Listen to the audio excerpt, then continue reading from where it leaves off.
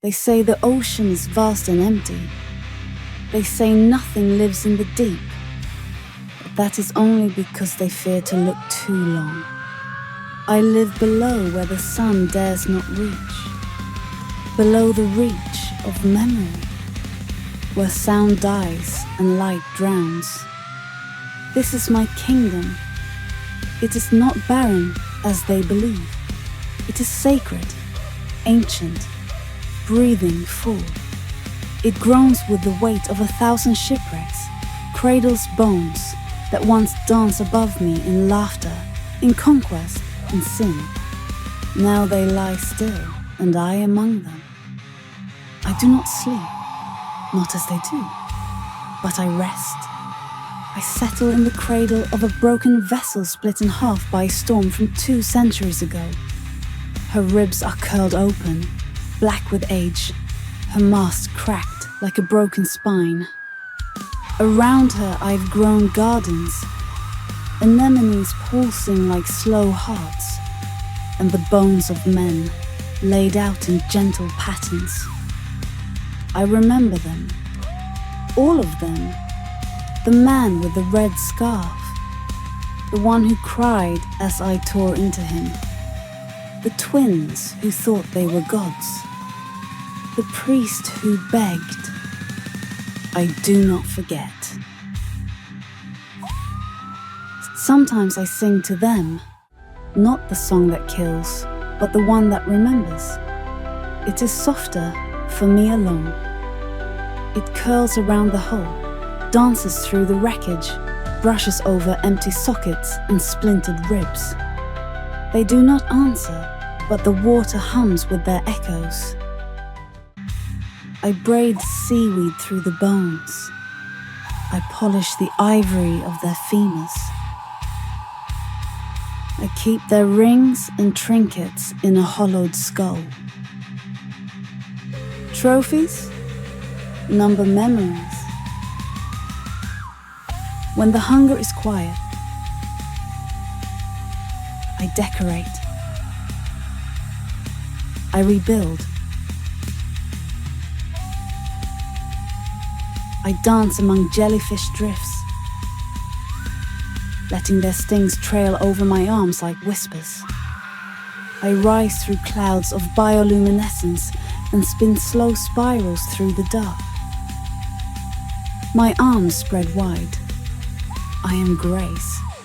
I am terror. I am alone. But I do not feel lonely.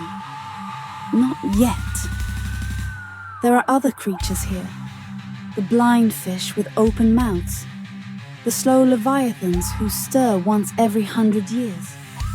The old octopus who watches me from her den of shells, wary, wise. The sea spiders silent as snowfall. They do not fear me. They do not worship me. They simply are. We share the dark. But none of them are what I crave. My hunger is not for meat. It is for man. Not just the flesh, the fire, the noise.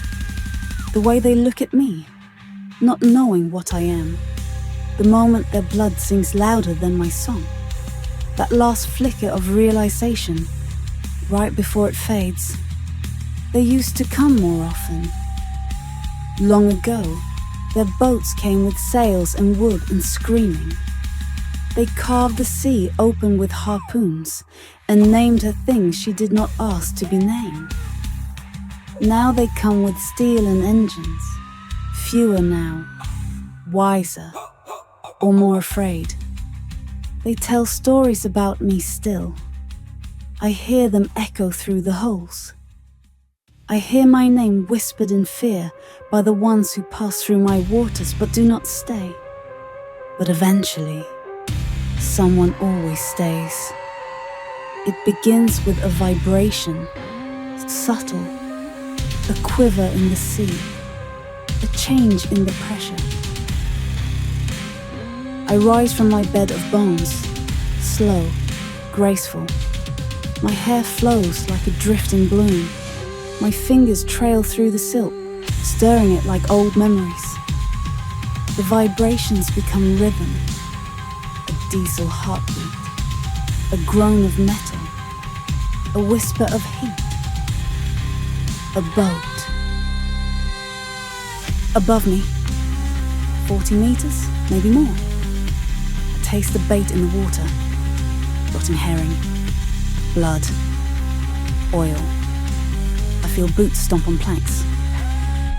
I hear voices, male or male, laughter, boredom. One voice stands out, deep, quiet, steady, the captain. I lick my teeth. I do not rise too quickly. I want them to feel the tension in the water before they know why. My song builds in my chest, not yet released, but trembling on the edge of breath. I surface. He is alone. Of course he is. They always come above deck alone when it's quiet. The sea makes them think. Strips away the layers they wear on land. He lights a cigarette with shaking fingers. Not from fear, yet, but from something deeper. Sadness, worn edges. I feel it in him. I drift just beyond the light. I let the moon glint off my shoulders. I make my hair shimmer like sea foam. My eyes glow just a little, enough to catch his. He sees me. He speaks, a word I do not need to understand. And I sing. It is not a song made for beauty.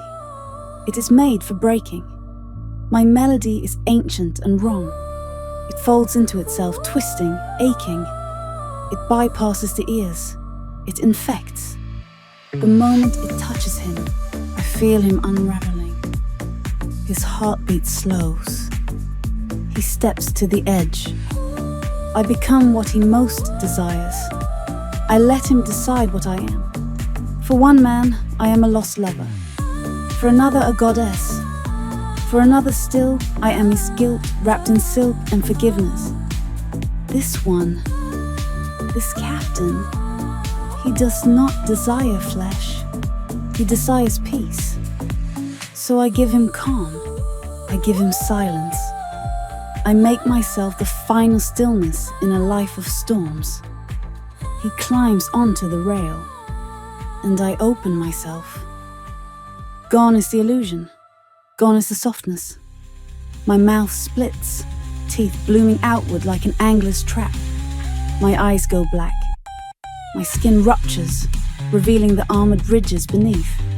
The beauty dies, and he falls straight into me. I embrace him like a bride. We sink. His blood will warm the deep. His bones will find their place among the others. And when I am finished, when I have fed, I will return to my wreck. I will hum lullabies to the skulls. And I will wait, once again, for the next ripple in the dark. Because I am hunger, and I always sing